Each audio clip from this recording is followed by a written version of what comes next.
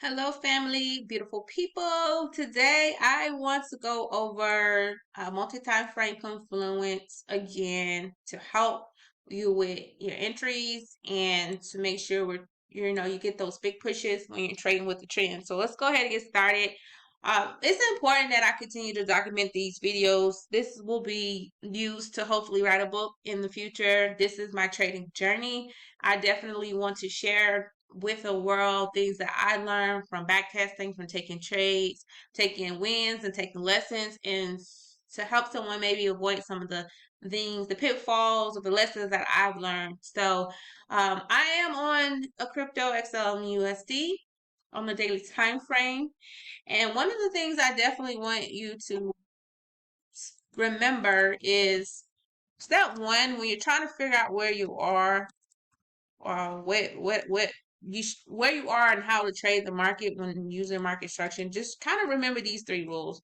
On the daily front time frame, you're going to look for the direction. You can use a trend line, you can use a moving average to say whether or not the market is trending up or trending down.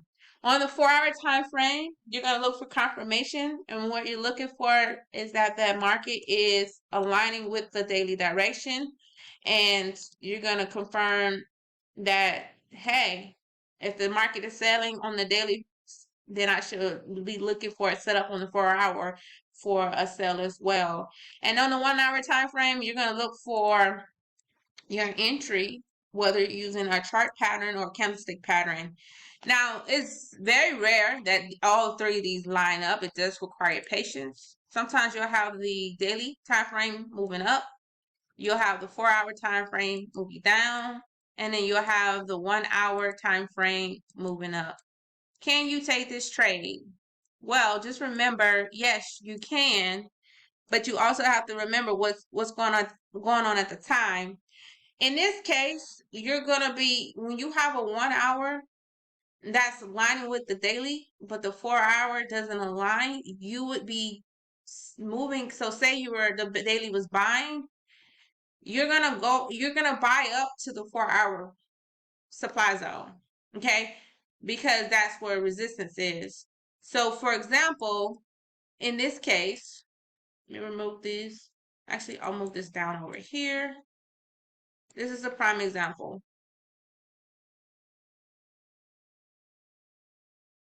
My daily direction on this pair overall had been trending down. I know this because the market was underneath this moving average. It was creating lower lows, and you can clearly see a trend line that pretty much says, yes, this was moving down. Okay.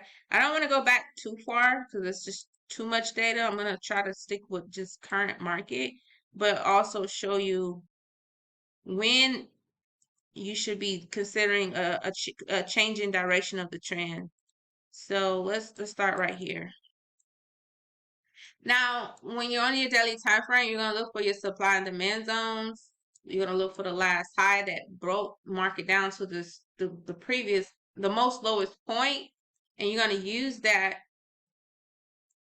zone to confirm that the market is reversing. Okay, so this one will be that last push down. This is nothing but liquidity right here that will eventually get taken out. The liquidity is nothing more than just consolidation. So when this market does reverse, I wouldn't use this zone even as a strong supply zone. As you can see, when it came back, it took out all of this. Okay, now let's recap. Daily direction is down. This is the supply. This is like the last highest point that pushed the market down. But the market's here, right? Before all of this has happened. And so you can see that the market never made a lower low. You want to keep that in mind. This was an opportunity for this market right here to create a lower low. This was an opportunity for the market to create a lower low, but it didn't. So what does that tell me? There's a possibility this market could be reversing or going in the buy direction. It's on a pullback. And when you drop down to the 4-hour time frame, when you know you're on a pullback and the direction, the trend is the trend hasn't really fully changed, but you know you're on the pullback, you have to decide whether or not you're gonna wait until the market gets to that supply zone, which is very far away, or trade with the current trend and just kind of remember, okay, I'm on the pullback, I'm buying up on this pullback because that's where I'm gonna get the big movements, the big pushes. As you can see, the smaller time frame, not the smaller, the smaller pushes are the sales because now the direction is starting to pull back into those key levels. On the 4 hour, you do want to identify supply and demand zone as well, because there's opportunities where you can take trades as well. Now, for the 4 hour, let's get to current market so I can talk about that direction. I want to focus on this area first. Remember, I told you want 4 hour confirmation before you take your entry to take the sell down with the daily trend. So see how this market came back to the supply zone at one point.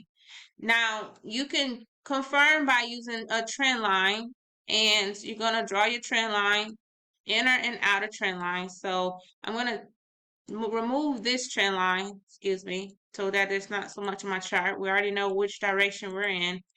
And so you can use this trend line right here at this point in time as an outer trend line. And then also you could go ahead and replay this so we can focus on this area.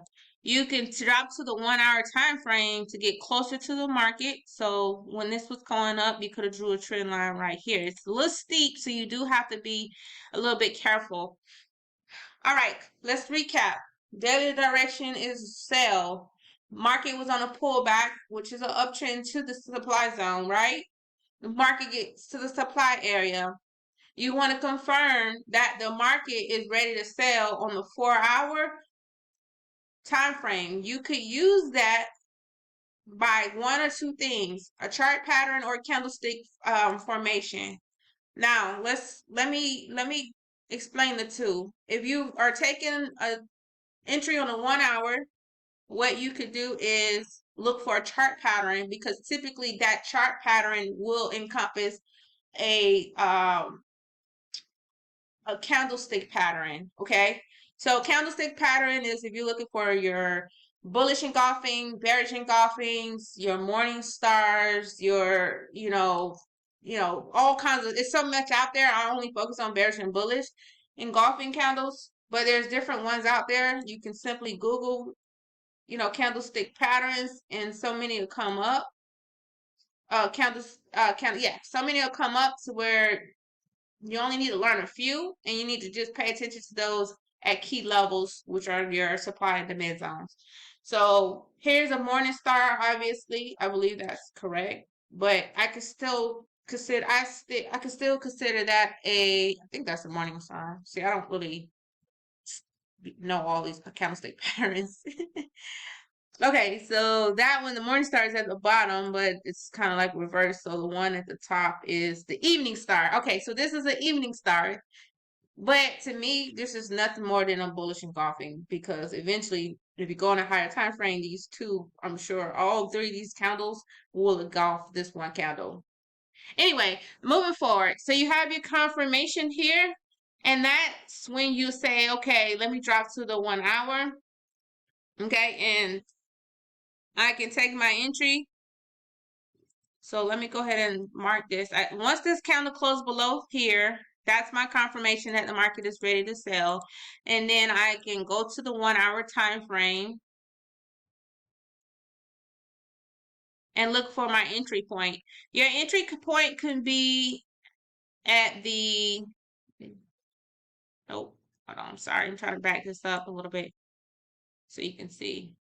You're going to get your pullback, right? Your entry can be at the imbalance. Okay, your imbalance is gaps in the market where you have a breakout and no retest, and you expect the market to come back in the zone. The indicator is what I use because it's easier. I'm a little lazy. I can identify them without the indicator, but it's nice to know what you're doing. When you know what you're doing, to use the indicator at that point. Okay, so you can wait for the market to pull back into the zone right here and take the sell down as your 1 hour entry. Okay. Or you can wait until the market gives another candlestick a candlestick pattern or a confirmation candlestick or chart pattern or candlestick pattern to enter the market. So some people would prefer like a bearish engulfing as your confirmation. So see how this market it had came down and then it pulled back into the zone and like, okay, well, I want to wait until I see like a bearish engulfing, which is right here. Once I see that, that's my indication to sell.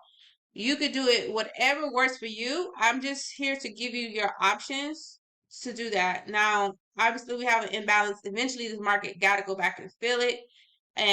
But as you can see, this is a really good area that is rejecting off for the sale. You have more sellers in the market pushing this market down than you do buyers. And this aligns with the daily trend. So that's the overall goal of what you want to do when you're making these type of trades when it comes to multi-time frame Confluence.